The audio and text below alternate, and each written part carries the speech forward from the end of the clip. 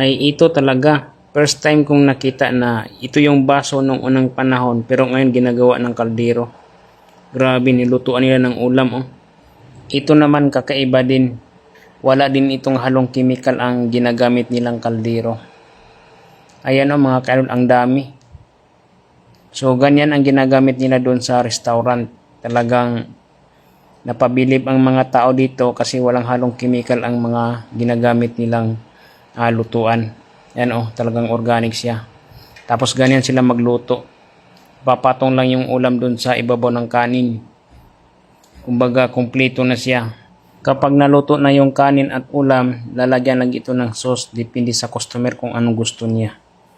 Dito ay pipilahan ka talaga ng customer kung ang lutuan mo o restaurant mo ay kakaiba sa kanilang paningin. Ito mga kaidol, galing po ito sa ibang bansa. So pwede niyo itong gayahin na ganitong idea.